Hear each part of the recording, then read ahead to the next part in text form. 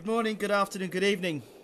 Welcome to BWTM Sports. I have with me world-renowned trainer Peter Fury. Peter, how are you? Yeah, I'm good, thanks. It's great to have you back on the show again, Peter. Peter, lots of things have been happening with Team Fury, exciting things. First and foremost, Huey Fury. The return of Huey Fury fights this weekend, I believe. Yeah, he fights Saturday.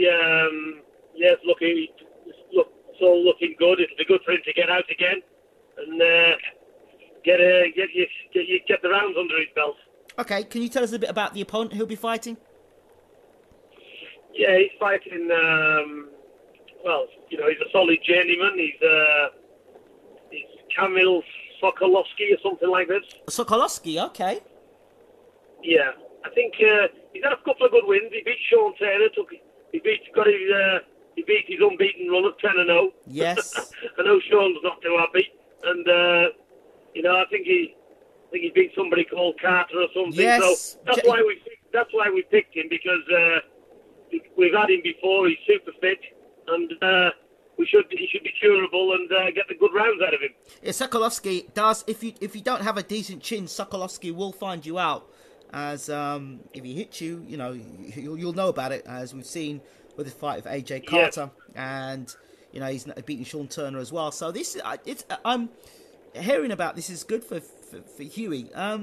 So I know you always talk about durable opponents, and I've always appreciated the fact that you don't want Huey to be fighting knockover opponents. You want guys to have resistance, which is so good. No, it's no good for me to come out and let him get some Eastern European, some fat thing as fat as myself, and blow him away around. Yeah, absolutely. So I'm not interested in that. However, Peter, I appreciate that.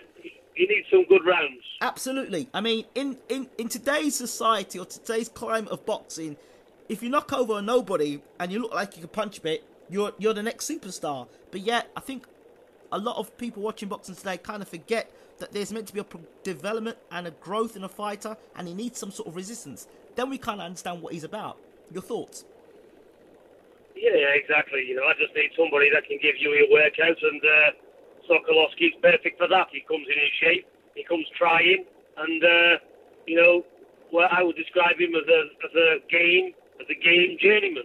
So he's a decent domestic level fighter. Okay, so we're talking about Sakowski, July 8th, without any cuts or serious injuries or anything else. We then move straight on to the world title fight against Joseph Parker. Yeah, we've got a press conference early next week. Joseph Parker's attending Huey's fight. They're actually here in London. They flew in this morning. Great. So all of his team's here. So the show's on the road. This week it kicks off. Okay. Take me through the bridge of this. Sakowski, July 8th. Joseph Parker, September. What is the game plan now for you? I mean, do you assess how Huey does against Sakowski? I mean, if he looks great, obviously that would make you feel good and Huey feel good. But if he doesn't look as convincing as you'd want him to be, what would be your mindset going into the Parker fight, considering Hugh's been off for so long? No, look, it's very difficult to get up to these kind of fights. Absolutely. This fight for Huey's a run out. It's not about Huey impressing and putting a dazzling performance on against somebody of this quality. It's about Huey just finding his feet, enjoying himself in there, and just picking his shots and just taking in an atmosphere, really. So it's not about how we gauge anything. It's just what it is. It's just a warm-up fight at its best. Okay, warm-up fights in the past, before a person's going to fight for a world title, there's always that banana skin. Do you see this as being a banana skin fight, or you just see it as just a warm-up fight, routine, get through this, Parker? Oh, boxing's always interesting, but, I can put my numbers on the lottery. It doesn't mean to say I'm going to win it, but I've got a chance. Right. Okay. So, I want to go back to you about the health of Huey. Are you convinced now that this is the end of the injuries and the illnesses that have plagued Hughie's career? Yeah, he's only had one injury, hasn't he? And and that was a genuine thing which happened through intense sparring. You know, anything can happen. Unfortunately, if it was a cut, people would understand. But when your back's against the ropes, you're being twisted and pulled by heavyweights. One in, one out. Our training camps are grueling. Sometimes something gives. So, he's had. But it's all rectified now. It's all in top shape, and he's not ailing anything. So he's in good physical condition. Okay, I know we talked also about the physical shape of Hughie. You talked about him putting on more weight, and he'll be physically more of a presence than he was previously in his career. Is this still the case? Yeah, he's weighing 17 stone, and you'll see him. You'll see him on Saturday. He now looks like a genuine heavyweight. He's in good shape, and he's ready. What are the benefits of you putting that extra weight on, do you think? I think the extra weight's okay if it's going on properly, and it's not interfering with his skill set. So, it's what it is. Okay. So you're happy now that your son or your man is ready for this Sakowski fight and the Parker fight. Looking down the line and with the Parker fight, did you see anything in his last defence that made you think, "Yep, we got him," or did you think, "Hold on, this guy's still dangerous. He wasn't a great opponent"? Well, a lot of people don't understand boxing, and you're all gauged off your last fight. Right. This guy was brought in with 7 days' notice. Parker had trained diligently for Hughie. The guy they brought in was not Hughie style whatsoever. So basically, he's had to adjust to this guy, and this is why. A lot of these last-minute fights that's made, they're never going to be perfect because they've not really had a chance to gel with their style, or they've trained for something different. So, on short notice, I thought Parker dealt with it pretty good, to be honest. He won every round, so, what's expected of him? People talk about the defensive lapses of concentration that Parker has, and he has got holes in his game. Is that something that you've paid attention to, or do you just say, well, you know what, that's Parker, he's still a dangerous proposition? Of course he is. He's 22, 23-0. He's a WBO world champion. He's got that first defence out the way. So, he's coming over here to prove a point as well, because he's listened to the negative comments. So he's looking to put on a severe display himself. Okay. Well, listen, he's not taken lightly whatsoever, and he ain't a world champion for nothing. Okay, now I'm going to do a bit of conspiracy talking here. I don't like getting involved with it too often, but I think it's necessary to shut certain things up. The rumour was that Team Fury didn't want to go to New Zealand because they didn't fancy the judges and all the rest of it, so they wanted to fight in Manchester, so that's why they pulled out the fight in New Zealand. It was never going to happen in New Zealand, and therefore, now the fight's in Manchester. Boom, there you go. Your reply? I think it is what it is. Some conspiracy theories may be right, but some may be a load of bullshit, and that's what this is, because you got to look at it like this. We spent over 40,000 in immigration lawyers getting accepted to go to New Zealand, which we finally did get accepted. The judges are all picked by the WBO. They're not picked by Australia, New Zealand, or Duco events. There's a WBO. The same picking of the judges is done over here with the WBO. So, got absolutely nothing to do with the judges, nothing to do with own turf, zero. Because if I can take Tyson to Germany, Klitschko's backyard, I'm certainly not going to be bothered about taking him to New Zealand. It's a matter of fact, Duco itself, David Higgins, who's Parker's promoter, can also confirm to you that we said, now the injury is coming out the way and it's rescheduled, leave everything as it is, we'll come to New Zealand. And he said, and it was their choice to come here. It wasn't because we was wanting it here under all costs, it's a choice that they made. in the rescheduled match because they said they've done enough in New Zealand, and if he's going to make such a name for himself, he needs now to make an impact in the UK where boxing's thriving. So that was the main reason why Duco, Vence and Parker's come here to face Huey in his defence, and that's the bottom line on it. So Thank you. There's the conspiracies out the window, and there's the facts. Thank you very much. I like to deal with facts, Peter. You know me. I like the facts. The next thing, let's talk about the word mandatory. It's a word that is what it is, but for some reason, other promoters and all the rest of it think that mandatory means something different. What does mandatory mean to you, Peter?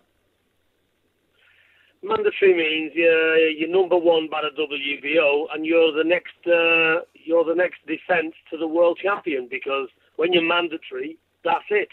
You're a mandatory defence. So mandatory means you're absolutely number one, and unless something happens and you give up your position or you get stripped of it, then you have to fight for the world title. Can you explain to me why, throughout the time of Huey trying to reschedule the fight with Parker, we were hearing other heavyweights' names being mentioned and attached to Joseph Parker? Well, bullshit talks and money walks. So it's one of them, isn't it? Everybody's jumping on some gravy train. Everybody thinks that, this fight can't happen. People underestimate what we're about and the team we've got behind us. So just because we're quiet, we don't say a lot. And everybody inside, look, I don't blame any fighter for calling each other out, but the promoters, they just step over themselves sometimes and think, this is an easy thing. We can just skip past it. But now, they look rather silly, don't they? Because this fight's happening. We knew it would happen all along, so the WBO confirmed it was a genuine injury. We sent them all the documentation, and it was rescheduled, so I don't know what all the hoorah was about. Everybody talking about you fighting this person, fighting that person. All bullshit. Well, on that note, there's another heavyweight fight about to be announced shortly, I believe, if my intel is correct, which is for the WBC Heavyweight Championship of the World. Stiverne versus Wilder 2. Again, another mandatory, yet we're still hearing about other fights potentially happening. Your thoughts? Well, I expect Stiverne, a WBC champion, not to come in anything like the shape he come in against Wilder when he lost it. Right. Because, look, these guys, 18 stone something, it's all a load of shit, they can't move. He was walking around that ring like he was stuck in treacle. He almost looked like he was delirious. So, I think it's Stiverne. I rate Stiverne. I think Stiverne's a very good fighter. But look, he's got to be in proper, lean condition and sharp. And if we don't see that, then, you've got to say he's coming for a payday. Because I couldn't believe what I saw when I saw him defend and lost his title to Wilder. He wasn't in shape, was he? There are talks about him being dehydrated and also talks about possibly him being drugged. Well, we don't know how true this is. But look, there's no excuses. He lost. So whatever happened to you on the night is your fault. If you're dehydrated, why is that? If you're overweight, why is that? If you're letting people drug you, then why is that? You're over 21. You know what can happen. So you take them precautions. But look, that's not me being hard on Stiverne. No. I think he's a very good fighter. I think he's a world-level fighter. All of I've seen him do is give his belt up. He's coming for that belt. He's never going to get another chance at it as long as he lives. So he needs to know the reality, train his balls off, come in shape. And I think they could be an upset. He's been training, or we've been watching him extensively train for, God knows, 2-3 months now, at least, for this fight. That's about to get announced. Listen, I've heard his interviews and that comes across very well. He's a very nice guy, a very nice man, and I wish him all the best. But listen, you're nice to see two heavyweights fight when they're both in physical good shape, and then whoever wins, there's no problem. But when somebody comes in and they're not prepared right, and you know they've got a lot more to offer, then it becomes frustrating, doesn't it? People are saying he doesn't deserve a shot. He's a bum. He's going to get knocked out in a couple of rounds. What are your thoughts on this? Yeah, he's not a bum at all. Of course he deserves his shot. He's a WBC champion, and there's only a select few people that's done any good with him. You know, he's had some good fights. He's a dangerous operator. He can punch, he can take a shot, and he's got quick hands as well. Okay. Look, he's as dangerous as any heavyweight out there. Okay. It's interesting to hear. Your thoughts on the heavyweight division at large? See, Tyson, great to see him back in the gym, by the way, Peter, and please send my regards. I don't know how to put this over. Him being back in the heavyweight division for boxing fans is a great thing. However, there would be people would believe that probably would not want to see him back in the ring and would not be good for business if he were back in boxing. What are your thoughts on this? Well, it's like anything else, isn't it? If we want to listen to people with a record machine look down their desk and prompted what to say and not to say, and we've got some stiff dummies there, you know, playing up to the media, you know. Tyson's himself, you know, people miss him in boxing. You know, since he's gone out of the sport, there's been a big vacuum, if you like. So I think people are delighted to have him back. I think he, you know, some things, you know, let's put it this way. He's a young man. I'm sure he learns to correct his ways as he goes along. But look, he'll be back. You know, a lot of the things are said with him tongue-in-cheek. He doesn't really mean a lot of it anyway, so it's all a lot of crap, isn't it? The main thing is, let's look at him for his attributes and what he can do. You know, he's a serious athlete, and I believe he's at the top of his game. Now, I've tried to be a detective about this, Matt, and I can't seem to work it out. Povetkin's been caught numerous occasions with PEDs and has been suspended and is back in boxing.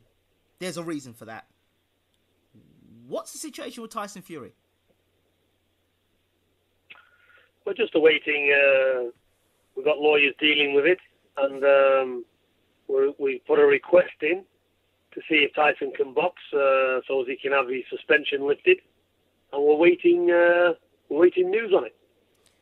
July was meant to be. It was meant to be before July. Now we've said in July it's going to happen. There's going to be a hearing, supposedly. What's the latest on that?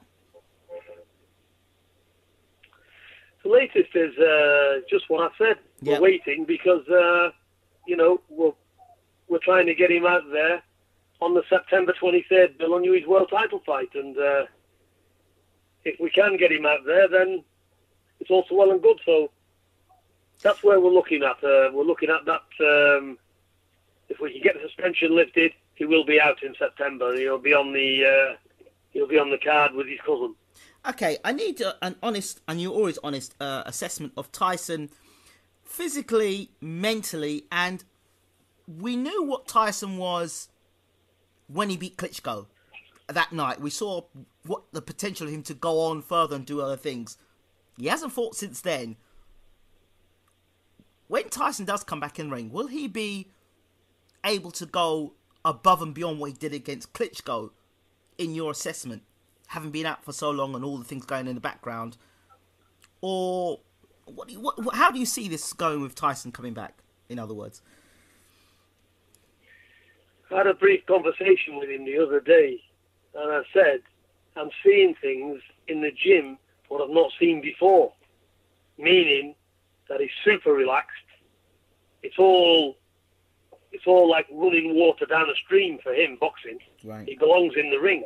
So the answer to your question is, all the heavyweights out there need to realise when Tyson comes back, their earning potential is going to be low because he's going to take them belts off a lot of them.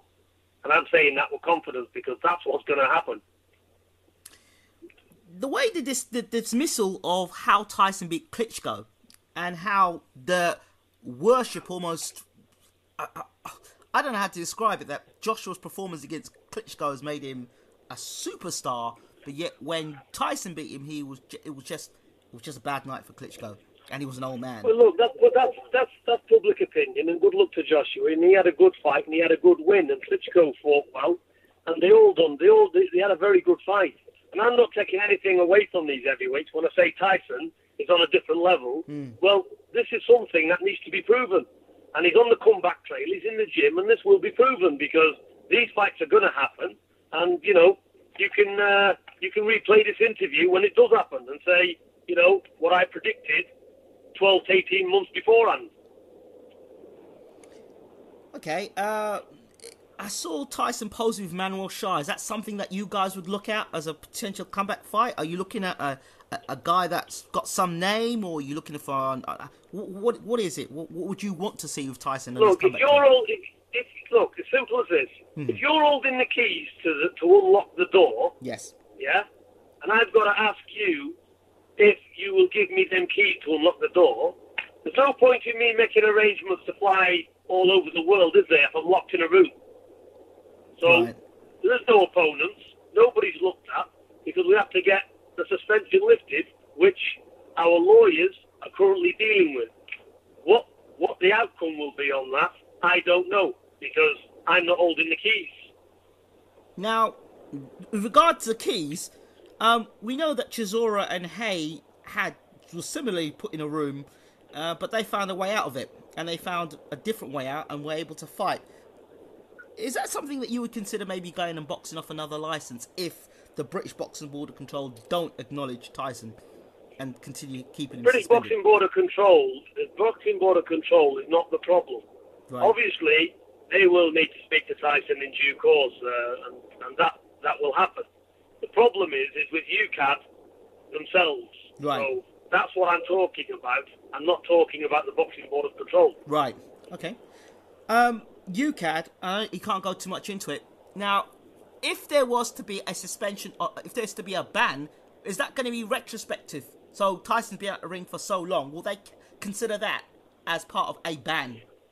If it was to be the case. I want to move on from the UKAD stuff, because this is ongoing. Of course. And our solicitors, you know, I've got to appreciate what they say. Absolutely. You know, there's already been stuff put in the media, which is a lot of shit as well. Right. I can't comment on it. So basically, let's just move on from that, because I can't really give you comments, which really I shouldn't be doing. Absolutely, I can understand, hands are tied, no problems. Okay, Savannah Marshall, a new addition to Team Fury. How did that happen? Well, she's a very good fighter. She's a talented amateur. She's been a world champion in the amateurs. She's done very, very well. She signed up with Mayweather Promotions. They manage and look after her 100%. It's got nothing to do with me, actually. So she's here with us training because she's waiting on a visa to go to the States. Now, when she goes to the States, you know, obviously she'll take up her position there. But for this first fight, she's training with us in Bolton to get the sparring, to get the technique, and change it from the amateur style to the pro style. Okay. So I think she's going out. I think her fight on the Conor McGregor bill and Mayweather, is it the 26th of August? Yes, it is. Right. So she'll go out 2 weeks before, so she'll have had a proper camp. She'll have had a proper camp with us.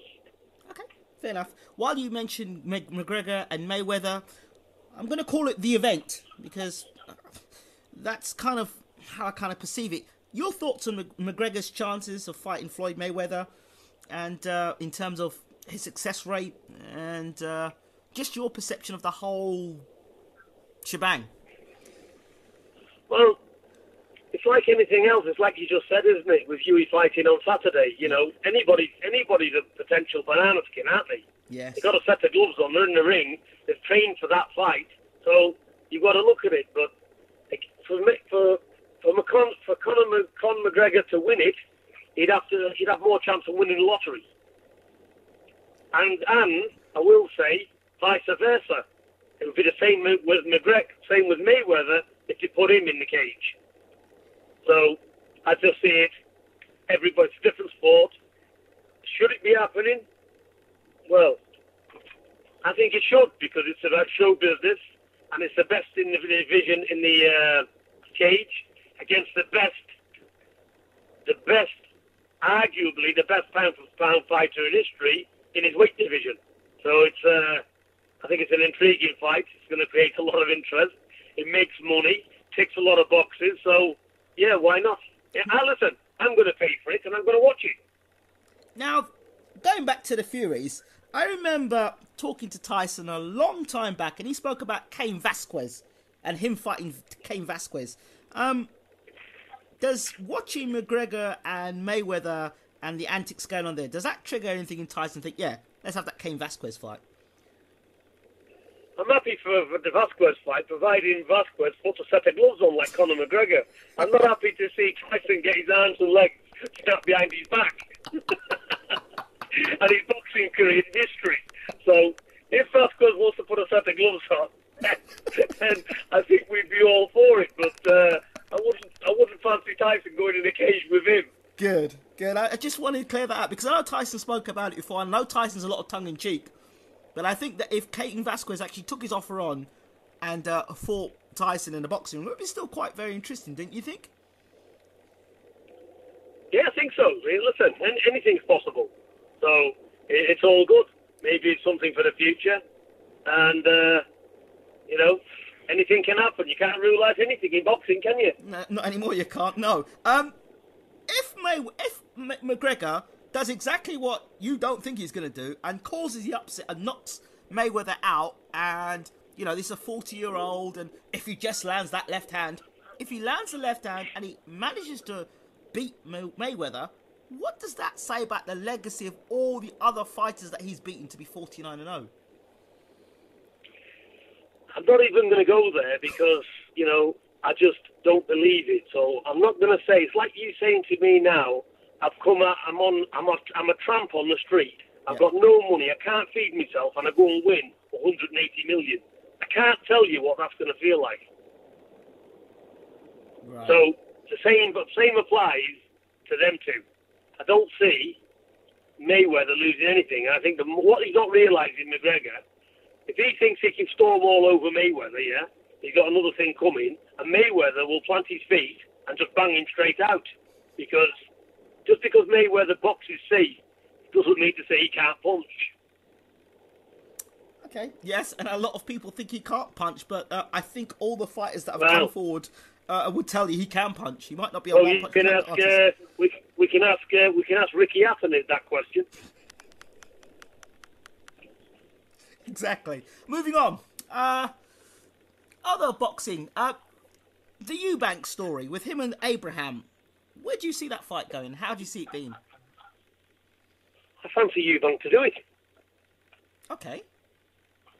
He's a big tough nut, Abraham, but he's got no skills, has he? He's in and out in straight lines. He's just a big tough man, isn't he? Mm-hmm. But you need more than to be a street fighter on the straight. I see Chris Eubank Jr. completely outboxing him. Interesting. And probably could get a late stoppage, mid to late stoppage as well. Okay. Gennady Golovkin and Canelo. How do you think that's tactically going to work out? I think Golovkin is a lot better boxer than people give him credit for. I think when the threat's there, he can change up his game plan a lot. And I think you're going to see a different fight. I think you're going to see Golovkin box clever. I don't think he's going to pressure Canelo, because I'll give two reasons. I think if he pressures Canelo, he's going to lose. And I think if he stands off and uses his reach, because he's a bigger man, and lets Canelo fall into the shots, I think Triple G will win it. I don't see a stoppage. I see the thing going 12 rounds. Okay. British boxing. Kell Brook, the fight against Errol Spence Jr. What were your thoughts about the fight in general? To be honest, he should have bit that gum shield, yeah, because he was giving Errol Spence fits with his boxing class. He's and I'm not sure he was probably ahead when he quit it. So I'm afraid to say, when you fought all your life and you got major fights like this, So I hear what you're saying about an eye socket, but look, we're in the fight game. If it was my son, I'd say lose the fucking eye, get the belt. That's what you're here to do. So you're talking to the wrong man here, so there's no quitting here. I'm talking to the right man, because a lot of people are saying, oh, well, it was the eye socket and it was dangerous, he might have been blinded. Listen, hey, fuck the eye socket. It's a world title, man, isn't it? Absolutely. Go out there, people's paying good money. Listen, get swept up off the canvas is better than that. So, what about the Golovkin fight, where people said that Dominic Ingle had a towel before he walked into the ring with a towel in his hand? Was that premeditated? It just depends. Well, I don't know what. I don't listen. Dominic Ingle's a good trainer and everything else. It's what it is. He was getting he was under a lot of pressure with Golovkin. I can understand there, but even so, I think if Kell had that little bit more in him to think, right, let's have it. I don't care what happens to me. We could be seeing a phenomenal champion, but it's happened twice now, hasn't it? Yeah. So when the pressure's really on, that's obviously everybody's got a flaw somewhere, haven't they? And that's obviously that must be obviously ease. But take nothing from him. Again, he's been a world champion. He's achieved great things, hasn't he? He's a good fighter. But he's that 99% man in my view. Right. Josh Taylor, O'Hara Davies. I don't know much about Josh Taylor. I don't know much about O'Hara Davies. I've heard that they're very good. I don't know much about them. I don't know who trains them. Where are they from? O'Hara Davies has been trained. I think he's trained by might be the Tibbs, or not Tibbs, Sims, and Josh Taylor's with McGregor. Yeah, so they'll be prepared, right? And they're fighting out there, are they? Yes, they are fighting shortly. Right. I can't tell you who's going to win because I really haven't seen much of either man. Okay. Matter of fact, I've heard of the names before. Yep. But I've heard that they're pretty good. But Right. I've not seen them fight, so I can't comment. Okay, the rise of Tony Bellew and the potential of him fighting Andre Ward. Yeah, I think Bellew's done very well for himself. He's proved himself. He had a good fight with Hay. He's not. He's come up the hard way, hasn't he? Yes. He's done the cruiserweight. He's come through there.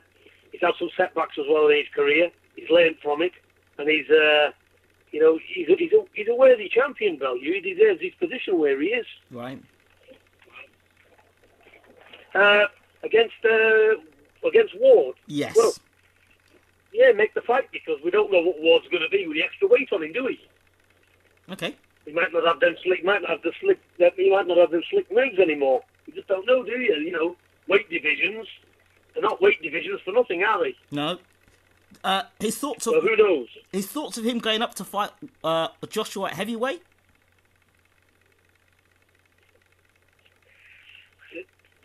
I think, to be fair, I was listening to Joshua and Bellew on the telly, and they was talking to each other, and Bellew was basically almost, to me, submitting to Joshua that he wouldn't be any use to him, and I wasn't too impressed with that, to be honest, because Bellew shouldn't be saying that about any heavyweight. I don't care whoever it is. So that to me didn't come across too well, because Bellew is a fighting man. He's got as good a chance as anybody else. Can't just look at somebody and say, you're too big for me or whatever. Then move back down to cruiserweight if you've got that attitude, isn't it? Mm-hmm. Interesting. But apart from that, Bellew done very well in his career. Good fighter. Okay, I want to now close the interview off with the state of British boxing and the trainers in terms of, it's all well and good, and it's a great achievement when a fighter can win a British title and win it outright. But in terms of taking fighters from that British level onto the world scene and being successful, very few trainers can do it. What do you think is lacking in the British scene, and what do you think needs to happen for our fighters to move from the British level to world level and be able to not only hold world titles, but to defend against the very best. But haven't we got a load of world champions here already? Well, Tyson said in own words, we've got a lot of belt holders. Genuine world champions and they're belt holders. Those who hold belts but really haven't beaten the number one guy in the division. So that's where I'm kind of getting at. Look, let me tell you, yeah. You see trainers and training. Yep. You did, and you've got to put your life into something. So I think we've got some very good trainers here. Right. And it's a difficult process. Right. But look, you've got to be finely tuned, haven't you? You've got to have a headpiece to be anybody, you know. Listen, if you're a dummy, yeah, you're not going to go forward in life, are you? Nope. So you've got to have some intelligence to pass that on to the fighter. You've got to know what you're talking about, basically. So if you know what you're talking about, then you'll do well. If you're somebody that's just an enthusiast, you won't, will you? So I can't really say. I think we've got some very, very good trainers over here. And that's it. It just depends if the fighter's got big enough balls or not if he wants to reach to the top. You know, it's who you're training, isn't it? Mm-hmm. So can I turn a copper kettle into 18-karat gold? No, you can't. You know, can I turn what can I say? Can I turn a cow into a racehorse? No. So, all you can do. However, Peter, all you can do is finely tune what you've got. If anybody can, you probably could. Make coal into gold, can you? Yeah, but what's that? If anybody could, you possibly could turn that cow into a racing horse. Because you train it so damn hard. You train it so damn hard. I think if you believe in the fighter and the fighter believes in you, then you're prepared to walk through walls. Right. And that's what we do. We don't come half-hearted. You know, it's all or nothing. If I'm going to give my time to somebody, I'll give them all of it. I won't give them 99. And I think that has a big part in it as well. But as to say what trainers need to do, what do I think of trainers or anything else? You know, I think there's some very good trainers over here. I think the boxing has never done so well over here. Okay. And every time I hear trainers speak and give interviews, I think, yeah, he's right what he's saying there. You know, he knows his stuff. So, you know, they seem very clued up to me anyway. But it seems it's not so much what they say in interviews as when the heat is on in world title fights. Some of the comments that are made sometimes, you're thinking, why is he instructing him to do that? Or why is he telling him to do that? Or why is it taking him 6 rounds to work out his fighters behind? I mean, it's easy for me to sit down as an armchair fan and say that. But I mean, you know, it's sometimes you're thinking, why is that happening? Yeah, I think I've listened to some horrendous corner work. I've got to be honest, and you know they've cost the fighter the fight. This is it. This is it. So, you know, they just, you know, I've seen it happen many a time, to be honest. But I'm not going to start. No, I appreciate that. That's true. And I'm not going to start going on to who it is. No. I appreciate that. Peter Fury, Con Sheehan. How's he doing? Con Sheehan, he's doing good. Yes. What's next for him? Yeah. Just 1 second, Ingram. They're giving me this postcode. NH. Right. Why didn't you just say that? 1 second. Sure. It's taking 4 of us to drive a car down the road. Yeah. Hey, are you sure you're asking the right fella here? I can't even work a fuck is that now? Hang on. NH. God. Right. Where you go? That's going to end up being a joke, you know. How many Furies does it take to drive a car? Takes about 3 or 4 of us.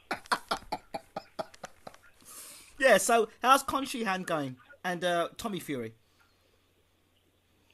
Con Sheehan's doing very well. He fought the other week. Yes. He got a good 6 rounds out against a durable opponent. Okay. So, yeah, he's learning his trade, and we're looking for the Irish title this year for him. Fantastic. And Tommy Fury? Tommy Fury's coming off a very good win in the amateurs. He beat, I think, the current English champion. Right. So that was a couple of weeks ago. So he's on the up and up. He's just turned 18 and he's turning that corner. He's improving very well, actually. He's improved a lot. And the other lad we've got, Tom Aspinall, he had his fight the other day, knocked his man out in 30 seconds. Lovely. So he's one to be reckoned with. He's one to watch. He's an exciting fighter. So he's a crowd pleaser. So he's definitely one to watch in the pro game. Okay. Do you think we'll ever see you on Sky, Peter, doing some commentary work? I don't know how to say. I don't know. Maybe I need to speak with some marbles in my mouth, I think, and I might get on there. There's no point. Look, I've got to tell you, there's no point in me commentary on a fight if it's a load of shit, is it? Because I'm going to say that's a load of shit. So what do you want me to say? So there's no point in me doing commentary and offending people, is there? Because I'm only going to give an honest opinion. I'm going to say what we sat here watching that for. So if that happens, obviously I wouldn't be good for TV on the TV, would I? I think you'd be great entertainment, actually. I think you'd be great entertainment. I think you'd be honest. I think you'd be refreshing. Paulie Malignaggi, one of the reasons why people like him so much is because he's so refreshing and he tells it like it is. I'm surely we need that. You've got to tell it as it is. Look, ultimately you've got to respect all fighters for getting through the ropes. Of course. That's not what I'm saying. Yes. You're here to dedicate and put your life into it. And, when it's... Look, certain fights shouldn't even be on the TV, should they? Absolutely. They should be on small hall shows, and that's the end of it. To get on a television, you should have to have some decent credibility. I understand. I saw a fight the other day on a certain card, and it was the fight before the main event, and the guy had one fight as a pro. And he, Yeah, very interesting. I bet he done very well. Yeah, it was an interesting fight. Let's put it this way. Unless he's an Olympian or something. No, he wasn't an Olympian. No, he certainly wasn't an Olympian. You could just about put two punches together. So I know you respect every fighter, but I mean, if you're watching that close to the top of the bill, you're wondering yourself, well, what's going on here? But anyway, Peter Fury, as always, thank you so much for talking to BWTM Sports, and all the best for the Furies, and obviously all the best for Hughie this weekend. Thank you very much, and always a pleasure. Thank you, Peter. All the best. Ian Grubb. Take care. Bye-bye. Bye-bye.